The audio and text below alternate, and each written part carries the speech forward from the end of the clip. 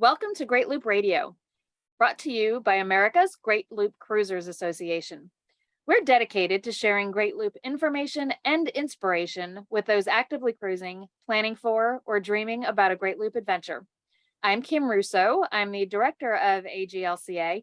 Today, we're going to be talking a little bit about Florida's Panhandle, and some of you may remember back in 2018, a pretty severe hurricane, a Category 5, in fact, hit the Panhandle. Since then, there have been some transient dockage shortages for loopers coming through, and we've all been eagerly awaiting the reopening of the area in general, and particularly some of our sponsor marinas. So today we're going to talk about that because it should be a great season for loopers and for those marinas to be back. Before we jump into that topic, I do want to take a moment, as always, to recognize and thank our Admiral sponsors who support AGLCA at the highest level. They are Curtis Stokes and Associates, Passage Maker Trawler Fest, Skipper Bob Publications, and Waterway Guide Media. As always, we encourage our viewers and listeners to support these businesses that support the Great Loop. And speaking of businesses that support the Great Loop, we have had some long-term sponsors in the Port St. Joe area, and those include Port St. Joe Marina and Bay Point Marina. And with us today is Justin Bannerman, and he is now the dock master at Point South Marina. I'm going to let him tell you a little bit about his background and how that all evolved to Point South. But Justin, thanks for joining me today. Oh, my pleasure. Thank you very much. It's great to be back and talking with you guys for sure. Yeah, and we're great to hear that it's going to be a big season there and that things are ready to reopen. So tell us a little bit first about yourself, and then we'll jump in a little bit more to the marinas. Okay, super. I'm originally from North Carolina in the mountains. Moved to the coast of South Carolina in Charleston in 2008, and wanted to play captain and get on the water, and so managed Freedom Boat Clubs in Charleston, South Carolina. Then moved to the marina aspect in 2010 with Charleston Harbor Marina, which we had quite a few loopers that would make it through there. Yeah, absolutely. At our marina, and so worked under Rand Pratt there for about 11 years, and this opportunity came up in at the beginning of the year, and the thought of a brand new marina, complete rebuild, and getting to start fresh with brand new equipment, very high tech marina. Couldn't pass up the opportunity. So happy to be in Panama City Beach, Florida, for sure. Yeah, and it's so great to hear that the rebuild is finished, and as you said, everything's brand new, and sadly that was kind of necessary because there wasn't much left. And I think several of loopers who have been members for a while and have attended our fall rendezvous in the past may remember some of the people coming to us from Port St. Joe Marina and from Bay Point Marina and joining us there, and always bringing a bingo game that they sponsored, which was always a lot of fun. Yes. But may also remember that 2018 event because Hurricane Michael hit just a few days before it. So a few of our sponsor marinas from that area were, of course, not able to join us. And as loopers tend to do, banded together and raised some money to send down there. And we all signed a whole lot of different posters and things like that we could send on down. But it really was a devastating storm. And I know you weren't in the area at the time, but being there now, kind of tell us, some cities have that kind of, defining moment. Charleston has Hurricane Hugo. But tell us what it was like in the Panama City area for such a devastating storm to come through where the marinas truly had nothing left. Yeah, it was a complete rebuild. There was nothing left worth salvaging. When you're talking about a storm and a storm surge, they can rip deck boards and put them 400 or 500 yards inland. It was the magnitude I still probably don't understand what everybody here went through. We were in Charleston. We knew that it was bad, but like you said, we have our own storms, and it was crazy. The timeline kind of just laid out with COVID as well to make it even worse for these folks down here. That they got some FEMA help, and then that all went away, and to a national crisis, and so the people here really it's been an absolute struggle. So that being said, when I knew a little bit about the marina, but what I didn't have any idea about was the community and what this marina meant to this area to bring this back. And what a pleasant surprise and a joy to be a part of. Yeah, and I know in 2018, as loopers were leaving our fall rendezvous, and heading that way, probably most were only a few weeks from passing through that area. There was a lot of uncertainty of, where are people going to dock? Even anchorages, some were filled with debris. But it was so new after the storm that, I think most people, their heart was really just with the locals and how were they going to get through, and not so much worried about what some boaters were going to do on the way through. By 2019, people were really like, we just need to know if there's going to be a place to tie up or a place to anchor. And, it was just information gathering, but there was really, sadly hadn't been enough time to rebuild. And then it got a little quiet for the COVID years, where I'm sure, as you said, that was even more devastating for the local area to be going through that. And, suddenly the transient boaters weren't necessarily looking for places to stop in the Panhandle because there were just fewer of them. So now, 2022 is the perfect time for the rebuild to be complete. So I definitely want to spend some time talking about that. It's been 4 years. You are open for the season, as I understand. Tell us first a little bit about the rebranding that's gone on, and what the official name is now that you're reopened.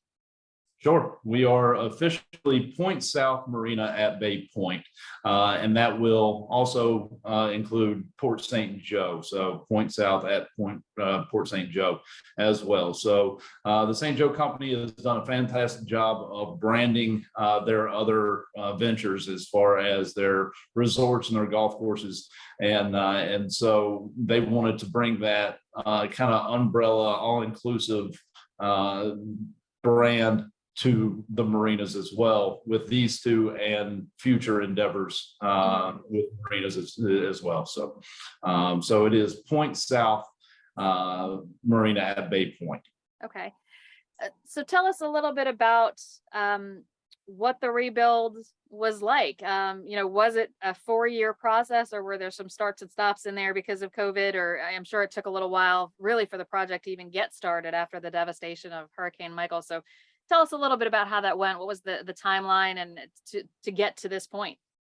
Sure. The timeline was the idea was much shorter than the reality, as everything is now with shipping and workers and getting stuff overseas. Any construction project is hard enough to begin with, but even harder now.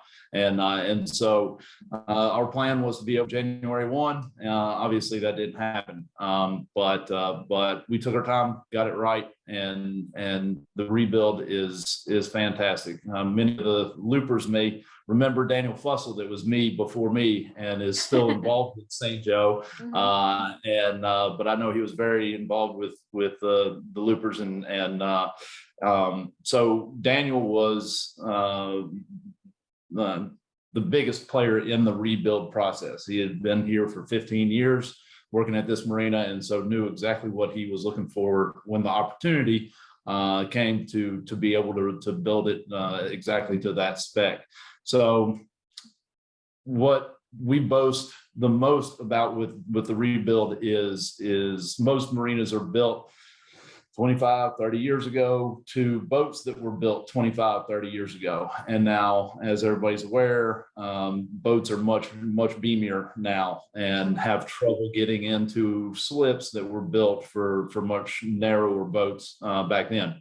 So with these out here, I think roughly the same footprint. It's a different design, but the footprint used to yield 180 slips. Now we're down to 120. So much wider slips to accommodate beamier vessels. Full length finger piers versus just kind of quarter length finger piers. In slip pump out. And high speed fuel. So it's a very high tech marina as far as that goes. Yeah, well, and that's exciting news for a lot of loopers that are out there, because like I said, transient dockage has been short in the area. So you're completely open at this point, or is the opening date coming up? So we are the marina itself, the docks are completely open. So we're open with that. We're still working on our pool, which is just a couple weeks, I hope, away. Wi-Fi, we're still hammering out with that. But the marina itself is fully functional as far as the docks go. And we will have a grand opening mid-September. We haven't exactly nailed down a date, but sometime mid-September. Okay. And is that the same case over at your sister marina at Port St. Joe? No, they're a little bit further behind. So they're probably looking for wet slips, probably not until the first of the year. Okay, gotcha. So let's take a quick break and play a message from one of our sponsors. When we come back, I want to talk a little bit more about the transient dockage that you'll have available for this season, because that is what everyone is curious about. And also talk about, some of the amenities that they might have access to with a slip. So we'll be back in a moment. Welcome to Beneteau by Invitation. This new concept was born from a very simple idea. Offer your family an opportunity to meet ours in a fun, exclusive, and safe environment that mirrors the way our boats feel. Jump aboard our latest models, go for a private sea trial, and let us talk together about our common passion for the sea. There's a Beneteau by Invitation event coming soon to a harbor near you, so come experience what everyone is talking about. Contact your local dealer, get your boarding pass, and we will see you on the water. Welcome to Beneteau by Invitation. This new concept was born from a very simple idea. Offer your family an opportunity to meet ours in a fun, exclusive, and safe environment that mirrors the way our boats feel. Jump aboard our latest models, go for a private sea trial, and let us talk together about our common passion for the sea. There's a Beneteau by Invitation event coming soon to a harbor near you, so come experience what everyone is talking about. Contact your local dealer, get your boarding pass, and we'll see you on the water. All right. We're back on Great Loop Radio. We're talking today with Justin Bannerman. He is the dock master at the newly rebranded Point South Marina at Bay Point. And we are talking about their grand reopening. They're open now for wet slips, but they've got some other great things coming up. And after this area was kind of devoid of transient dockage for about 4 years since Hurricane Michael, this is really good news for the loopers that are coming through this year. So start off with, it's always an issue since COVID. People are worried about there being enough transient slips because there are so many more boats out on the water that people are using. There's a lot more seasonal dockage. Tell us about what kind of availability you have for transients there. Yeah, right now we're about half full, so bring it on. We've got plenty of space. Anywhere in I've got, I don't know, 30, 55 foot slips. I've got 30, 60 foot slips. We've got lay along areas as well. So we've got plenty of room now. But go ahead and make plans in advance. It has been very popular since we've opened, and so you definitely want to plan ahead. But yeah, right now we've got plenty for everybody. All right, so it's great to hear about the availability. Tell us what the rates are for the transient slips. Sure, it's $2 per foot per night. No, I apologize. $250 per foot per night, and a $10 amenities fee for a night, or $12 per foot per week with a $50 amenities fee. And we do amenities fee is we don't meter your power or anything like that. That's your power, water, Wi-Fi, in slip, pump out. So that's all rolled into that. Okay. And you mentioned the pool is going to be opening in a few weeks. What other on-site or near-site things do you offer? Sure. Soon we will have a restaurant built, not on site, but it's very, very close, within walking distance. It's actually 30 feet from the marina office. And then we've got a fantastic golf course that's within walking distance. The Sheridan has their own pool, bars and restaurants there as well, and a spa as well. Excellent. So, any other things, what are some of your favorites as a fairly newcomer as well to the area? What are some of your favorite things that you can recommend people do in the Panama City area? Sure. We are very close to Shell Island. So Shell Island is white sandy beaches, crystal clear water, a very good time to go spend the day at St. Andrews State Park. That's all right there as well. And if you want to do the kind of the touristy thing, you can always head down to Front Beach Road and have a fantastic time with family at Pier Park and do the putt and go-karts and Ferris wheels. And if you're wanting to get slung into the air with a bungee, then they'll do that too. So yeah. Well, we certainly, after what this area has been through, a devastating storm like that, we certainly want to help kind of get the word out that, things are up, things are open, things are happening. What has this summer season been like in general in the area? It's been a whirlwind, but for the marina anyway, getting open and one step forward, two steps forward, one step back, and working out the kinks of a brand new marina. But we're there, and it's the attitude around the marina is just so over the top positive. That it's been a joy, most certainly a labor of love with everybody involved, and so boating community, seems like we're full tilt. New boats are being sold. People are coming from all over and checking out Bay Point and very excited. So it's been a great first summer for sure. Yeah. And is the rest of the area pretty much back to business as is the new normal? Are there still signs of the destruction from the storm? What's it like to visit Panama City right now? There is. It's kind of one of those. You just pass places and you're like, what's different about this? And it dawns on you, oh, there's no trees. And so I think it'll be not just a 4-year process. It'll be longer than that to get back to what Panama City was before. But at the same time, it kind of gives you that good feeling that people are working at it and still here and love the area and so but yes, there is definitely still signs of the storm. Yeah. Well, and I know boaters are looking forward to being able to stop and spend some time there again. I know I myself will be doing so when we get to that point in the loop. Is there anything that can be done? Building a marina brand new is really kind of a neat advantage over something that was built 30 years ago from a hurricane perspective. But marinas are still in, the most hurricane vulnerable areas. Is there anything that could be done as you were doing the rebuild to try and prevent a completely devastating loss from a future storm? Or is that really something that just can't be addressed on a marina? For a Cat 5, the Mother Nature's going to take it. I mean, there's nothing. I don't know if there's anything that's built that can knowingly feel confident in surviving Cat 5. Cat 2, sure. I mean, this thing is absolutely a beast. The way they built it, and you'll notice that when you get here and start walking around.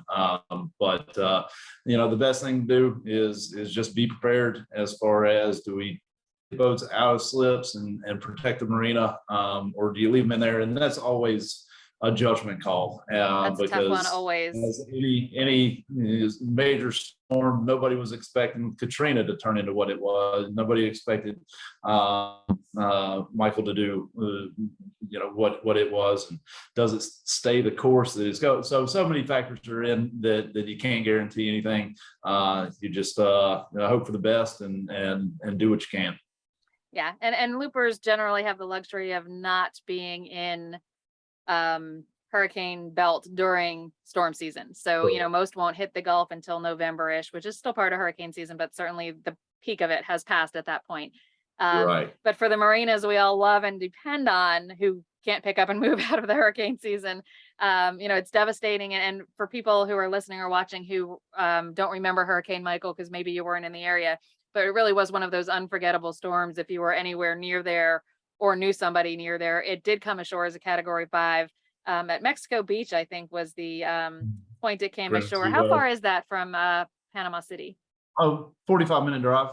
Yeah, so something like that. So yeah, just right down the road. So but it was crazy. The first Cat 5 since Andrew to make landfall in '92, which I had to do research on coming down here, right, because that's pretty unbelievable. Yeah. So what's next for this marina, for Port St. Joe? Now that you're under the Point South umbrella, any future changes for these two marinas? I know you mentioned the possibility of other marinas down the road. What can we expect from Point South as time goes by? Yeah, so we are in the process of Latitudes at Margaritaville is a development that St. Joe is building, and so that there will be a marina attached to that development in the Intercoastal Waterway. So I don't know if that'll be on y'all's path or not, but that's the next exciting venture that we've got going on there. I don't know a whole lot about it. I've been pretty nose to the grindstone here and getting this open. But as far as Bay Point goes, fill it up and just make people want to be here, instead of a marina where you just tie your boat up, plug it in, and go home. We want Bay Point to be home, and for visitors as well, come and check it out and see what we've done, because it's impressive. Yeah, Justin, thank you for sharing those details. Congratulations on being reopened, and best of luck with the official grand opening. Hopefully we have inspired some to realize this area is open for business. And as, locals or people just doing, kind of localized cruising or cruising along the Panhandle there can stop by.